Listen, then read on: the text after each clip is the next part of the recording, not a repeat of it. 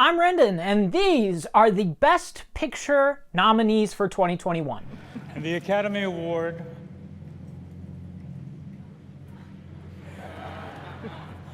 for Best Picture. You're impossible.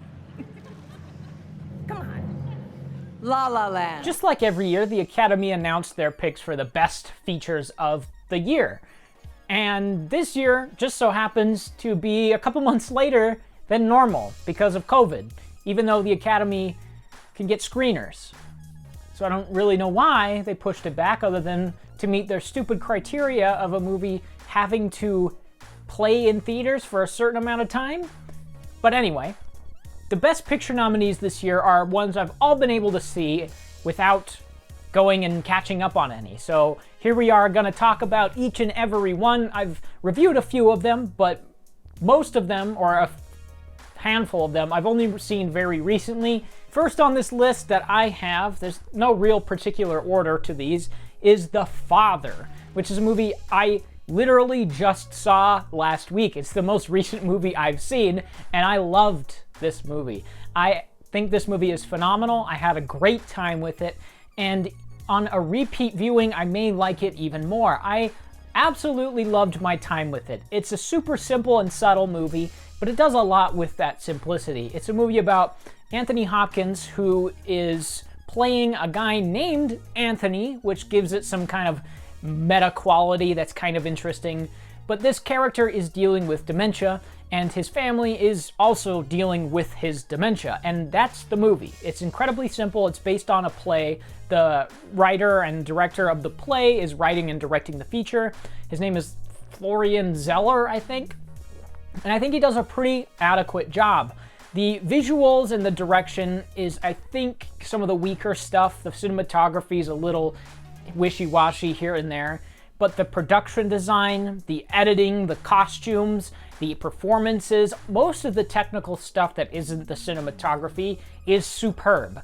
Anthony Hopkins absolutely nails this role, and I would be surprised if he doesn't win for best support or best leading actor. I'm not even sure if he's nominated, but if he is, which he should be, he should win because he's great in this. And Olivia Colman is great in this.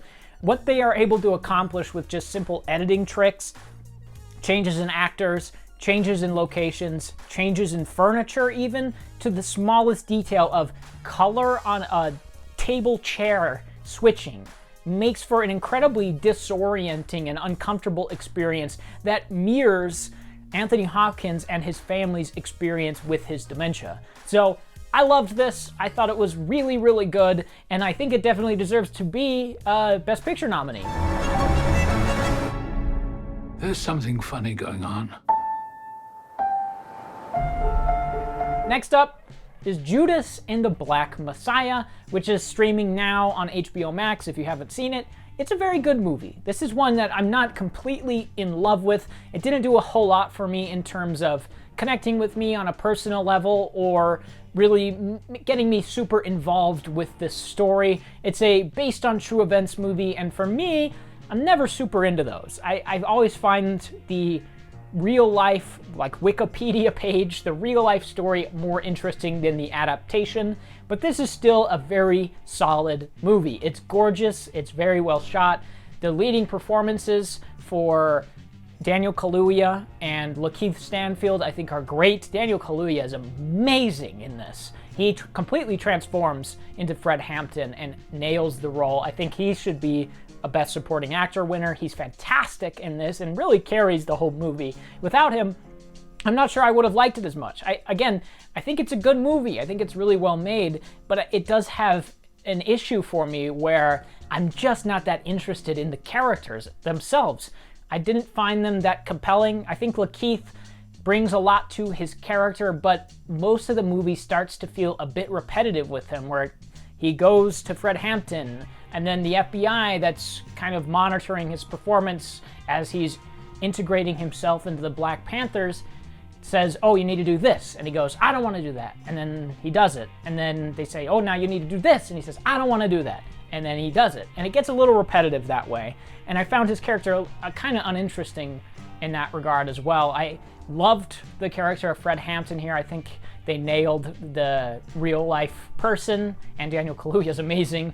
So if you haven't seen it, I would recommend it, although it's not my favorite of the best pictures, but it's still very good.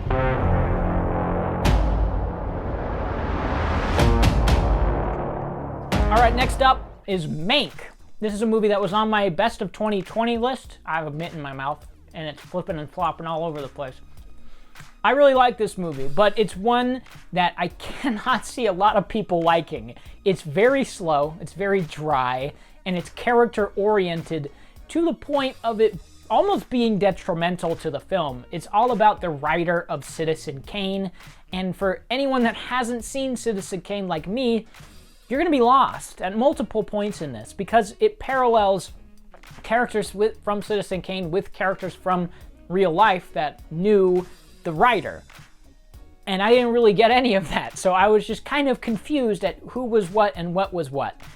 But that aside, I think this is a gorgeous movie shot on 8K black and white cameras, so it's amazing looking, and the attention to detail is astounding. This movie is almost exactly like a movie from the era it's depicting. It operates like one of those movies. Not only is it black and white, but the audio for it is all mono. It's all one track, so it comes out of the speakers all in one direction. It's not surround sound at all, which I loved. The costumes, the production design, the sets, that's all perfectly accurate as far as I can tell, and even the dialect that the actors are speaking perfectly mirrors that from the era. It's amazing. The attention to detail is what is the most standout quality of this. The script is very good, the dialogue is really sharp and witty, and you get a good sense of who all the people are, which I enjoyed too. Now, I may not know who they're paralleling in Citizen Kane, but I did get a good feel for them. But I really like it, but I can't recommend it super highly because it's kind of long and very dry and for a very specific audience. So if you want to watch it, I'd highly recommend it if you want to sit through it. Why Hurst? Outside his own blonde Betty Boop, you're always his favorite dinner partner. Are you familiar with the parable of the organ grinder's monkey? Next up is Minari, which, like Mank, is a movie I've already reviewed, but I loved this movie as well. It was the first movie I saw in 2021, and it qualifies for me as a 2021 movie, although for the Academy, it's obviously 2020. I really enjoyed this movie. It was coming out of Sundance, had a lot of hype, and I think it meets those expectations really well. It's a gorgeous family drama about these immigrants that come to make a farm in America. It's like literally the American dream type of movie with really well fleshed out characters that you get attached to very early on. There's great performances in this, even from the child actors. There's really interesting character work here. And I loved the story at its heart and the thematics it's playing with. So, highly recommend Minari. I think it's great.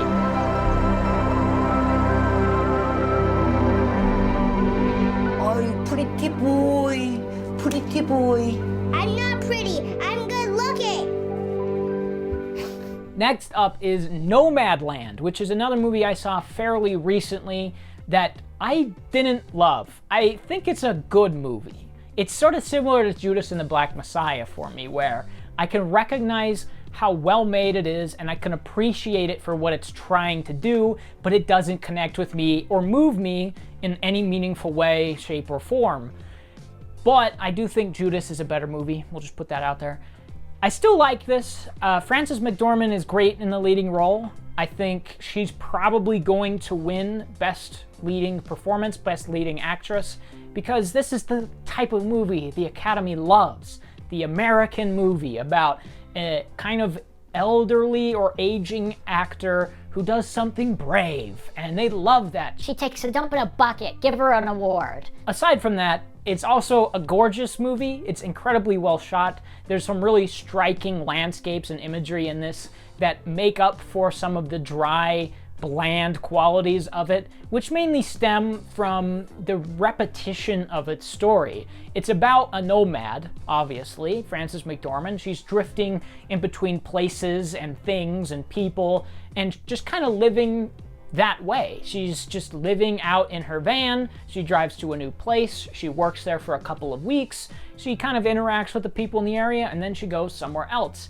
And the movie can't escape the feeling of it being a series of shorts. It's like a series of vignettes that are all strung together for a feature-length film. And I never got away from that feeling, especially because there are a lot of these segments or shorts that are way less interesting than other ones. And throughout the whole thing, I kind of wish that the Coen brothers tackled this, because their ability to create these lifelike and animated side characters is unmatched.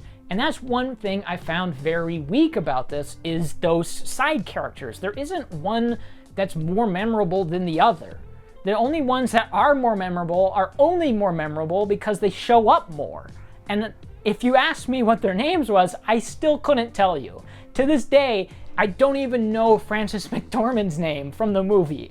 The characters just did not interest me at all. There is some compelling things that they're doing with her and her backstory. They kind of hint at early and then flesh out later on that I enjoyed. The last 10 minutes of this I think are great, but for the most part, it is almost literally just scene after scene of Frances McDormand going somewhere, something happens, she works, and then she leaves. She goes somewhere, something happens, she meets someone, she works, and then she leaves. It gets incredibly repetitive.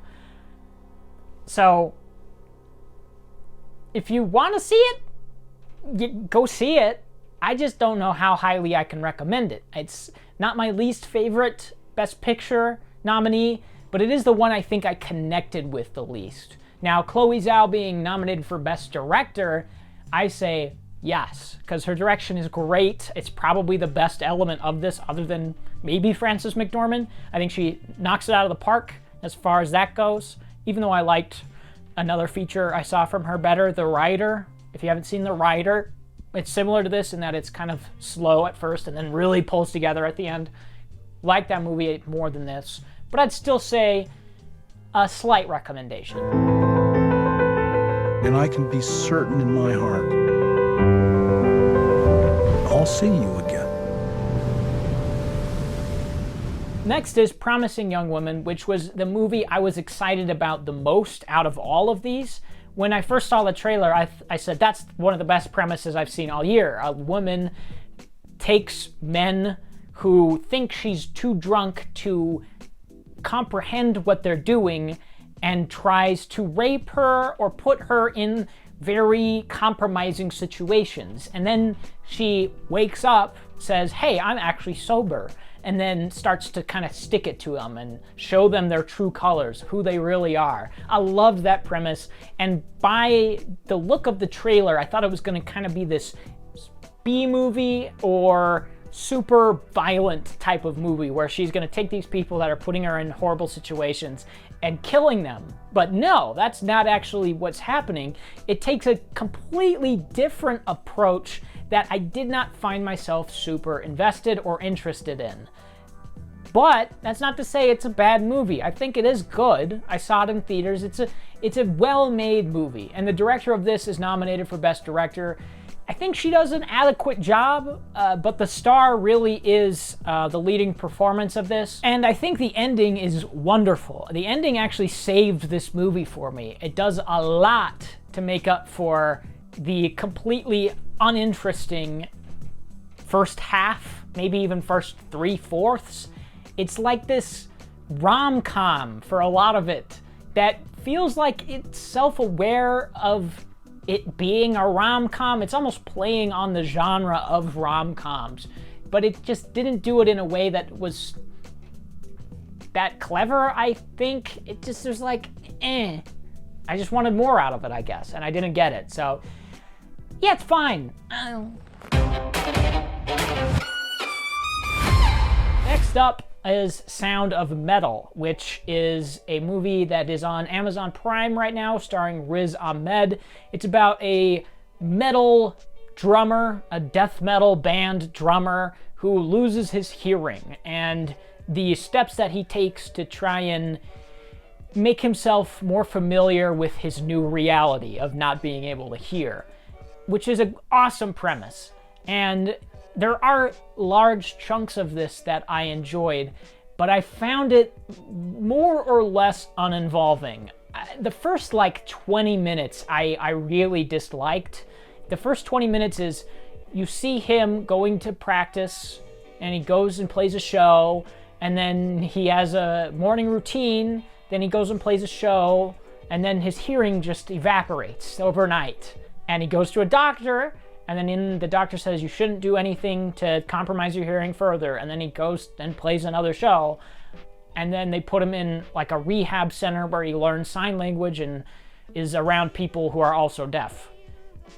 When he gets to that rehab center, the movie gets better, but I feel like that first 20-30 minutes is so rushed that you lose a lot of what could be incredibly powerful about this story, because it is literally just one scene of setting up what his world is, and then it's all taken away from him, and it feels like it wasn't given enough time to breathe. It wasn't given enough time to help the audience understand how much he is using his hearing, how much he relies on it, as we all do. There's a lot that this movie is trying to tackle and accomplish, and it does feel like it's truncated a little bit too much. I think this could have benefited from a longer runtime, a slower pace, because it does go quickly, but the ending is awesome, and it makes up for a lot of this movie. As with a couple other movies on this Best Picture list, it makes up for a lot. The ending is amazing. It's really kind of harrowing and gratifying and satisfying, so light recommendation. That place will never abandon you.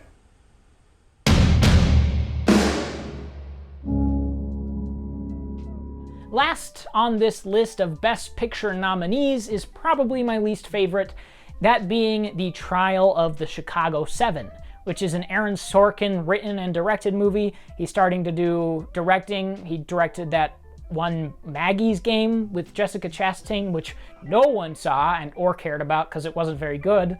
And now he's doing this, which is a based on true story film. The second one on this list, based on true stories. True events. And I did not care for this one. I didn't find it super interesting. Again, the based on true events story is more interesting than the adaptation is, which is a frequent problem I have with these movies. It doesn't justify well enough being a film. It doesn't. I mean, you look at a movie like The Father, which was an adaptation from a play, and it totally justifies itself in being a movie with its choices in editing, its changes to the locations, the actors, all the stuff that it differs with. But this one is just it's just here. There are changes to reality that are supposed to be more satisfying, and yet they're less interesting. And I just didn't find this courthouse drama that worthy of being an adaptation. Which isn't to say it's a horrible movie. I think Aaron Sorkin is probably the only one that can make this watchable. It's just so bland. But the dialogue is witty, it's sharp, it's quick, just like he always does, and the performances are great. Sacha Baron Cohen is really good in it, and I think he's nominated, which, okay, I don't think he'll win, I don't think he should win, but he's good. And then that's about it. The performances are good, some social commentary that's still relevant. It's my least favorite of all these. I don't know why it's nominated. There are plenty of other better options to nominate. I'm thinking of ending things. Hello. Where is it? Dude. To call off the revolution? My life. Open your eyes, 'cause a new day is dawning. But that's it. That is the Best Picture nominees for 2020 for the 2021 Oscars. Pretty good overall, I think. There's a couple in here that I could change or stand to not see at all. But, you know, it is what it is. It's better than most years. I mean, there's one year where The Martian was nominated for Best Picture, so it's better than that year. And there was a year where the Lego Movie wasn't nominated for Best Animated Feature, so it's better than that year. 14, I think. But still, kind of...